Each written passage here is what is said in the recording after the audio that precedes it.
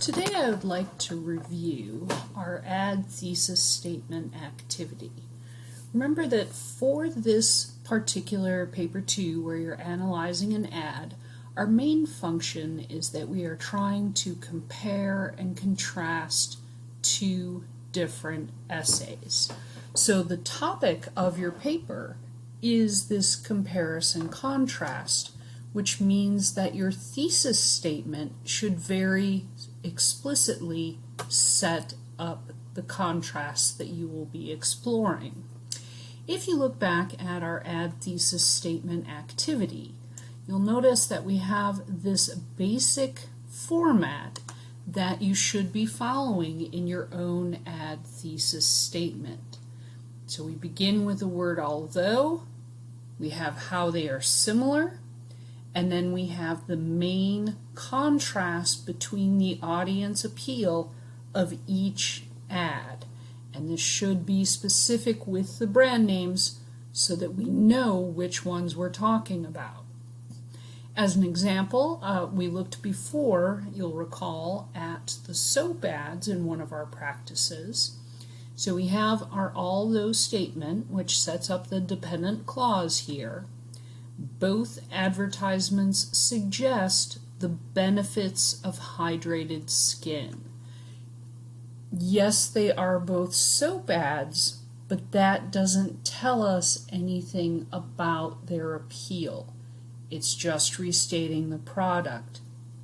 However, if we recall, we had the woman who was floating in water, and there were several different parts of the text that mentioned things like hydration. So, hydrated skin. And then, of course, with the Zest ad, it was sports drink for your skin. And we had that running, cool water stream at the bottom in the picture, as well as several other mentions of hydration. So this is our similarity. Next, we have our Zest advertisement, which is mentioned specifically here, is targeted towards rugged athletes. Remember, we talked about how we had the mountain bike and the mud and the background that almost looked kind of like a sunset. It was very rough, it was very macho. While the Olay advertisement is marketing toward people who desire luxury. And with that, we're thinking about kind of the spa-like relaxing feel of the ad that featured the woman floating in water. Now, when you are writing your own thesis statement, you should be making sure that you have this similarity and you have those two differences. And we want differences in market, not just this is for men and this is for women, because that is too close to just saying everybody. When you think about men as a category, you have a variety of different age ranges, and it is safe to say that a company that is trying to sell something to, for instance, a 20-year-old man in college is probably not going to use the same approach that they would to try to sell products to that college man's grandfather or great-grandfather. We want to be more specific in identifying those target audiences. So, we're going to look through just a couple of these that you have already done. Number one, what we have here for similarity is just that they're telling us that they're selling the same product, which really doesn't do much for us at all because that is essentially a restatement of what our assignment is. If we compare it back to our example, up here we have a technique that they were using, the benefits of hydration, as opposed to just the same product. So this is not really useful in terms of leading our thinking and directing our paper in this instance. Same thing here. They target two different audiences. Again, we know that it's the assignment. So this isn't really new or useful information. However, down here, we actually have something that tells us a bit of contrast. We learn that this is going to have one product that is for an eco-friendly audience and another product that is for someone who likes power. So that is a very useful contrast that they would want to keep, but the rest of that sentence would really need some work in order to match our original setup. This second one, if we look, we cannot find in this one any kind of similarity. We don't know what our main contrast is. We don't even know what the product is.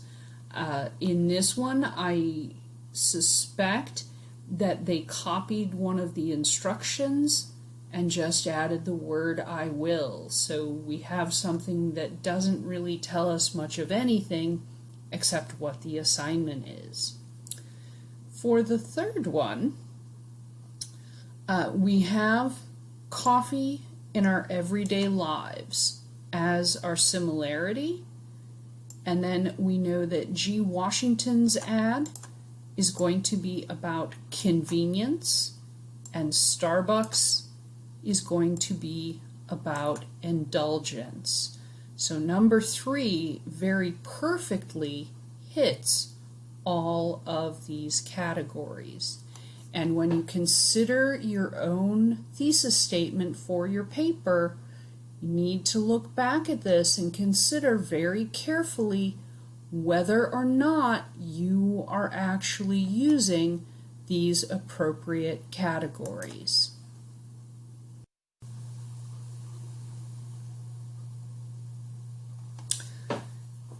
Today I'd like to talk a little bit about our ad introduction activity that you've already completed.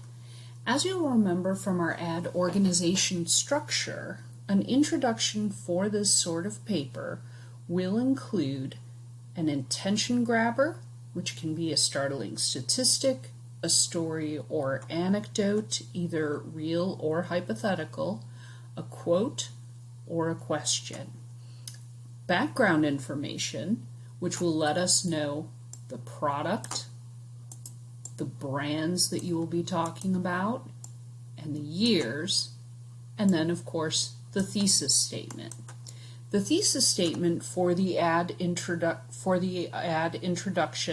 is included under a separate video because it has some very specific features that I will go over with you there. Here we have a few different samples that you have looked at for your activity, and I'd like to go over them with you in a little bit more detail. Here we have our first sample. Advertisements have been used as a way of convincing people to buy certain products for years. One specific form of advertising that has proven to help sell products is the use of magazines. Magazines are sold in many different kinds of stores. They target a wide range of audiences, and they also advertise for countless products and companies. It sounds pretty good, right? But if we look back at our criteria, do we have a startling statistic, story, quote, or question? Not really. This is a fairly basic statement of what advertisements are. So we don't really have a good attention grabber here to get us started. Next, we know that we need our background information to set up the paper, which is a comparison contrast of two different ads. When we look at the rest of number 1, can we find the product? There's nothing really there. Do we know what brands or years? Not really. This is more a general statement about how advertisements work and the fact that you might find them in magazines. So this is far too broad and general for a comparison contrast of 2 ads like we are writing for this paper. If we move on to 2, we will see that they do in fact have a question. But is our paper in general about our advertisers' main goals? Not really. And the thing to keep in mind here is that, yeah, technically it's a question, or you might have a statistic. That doesn't necessarily mean it's the best thing for your paper. Sometimes it's a good idea to go through and try out a couple of different options for your attention grabber in order to set this up. A more effective attention grabber might be something that asks the reader about their familiarity with that type of product. How many of you can recall your favorite vacation? Might be something that would lead into a paper comparing 2 travel advertisements. But just what is their goal? Not really a question that is meant to connect with the reader, which is the purpose of the question, to get them thinking about your topic. Here we're going to make the reader think they need the product. It is interesting the way different magazines design audience-based ads. The advertisers make sure they are aiming to the right group of people. Essentially, all they have done in this paragraph is tell us how advertising works. They haven't actually introduced the products, the brands, the comparison contrast that the paper will be about. So this one isn't going to work for us either. If we look at number 3, we can tell right away women love jewelry. We might have any number of personal comments to make about that statement, but in general, the idea is there. We know that they're going to be talking about jewelry. We also have some attempts to identify with the audience. Maybe you wear a simple necklace, or someone didn't proofread, your wedding ring is your only accessory. Maybe you have a jewelry box overflowing. You can find jewelry to match any outfit. So we have here, even though this student did not proofread their section, they are talking very directly about jewelry in a way that examples 1 and 2 did not, which is a great focal starting point. What we don't have are products, our brands, and our years.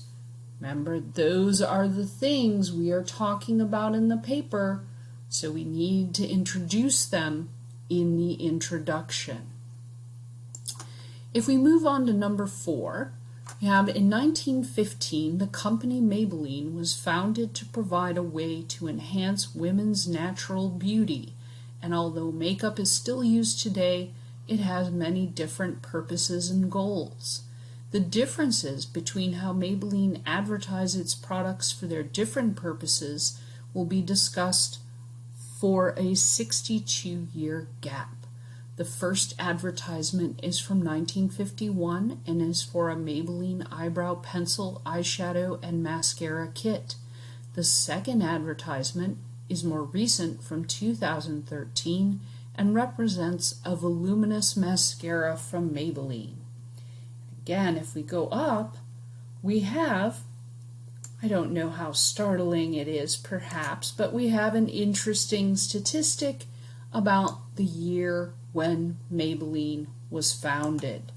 We also, if we look, know that our product is makeup. We know that our brand is Maybelline.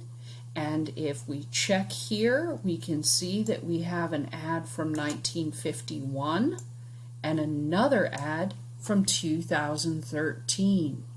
So when compared to all of the other possibilities, number 4 from this activity is really the goalpost that we are striving for in terms of meeting all of the criteria for an introduction to an ad analysis.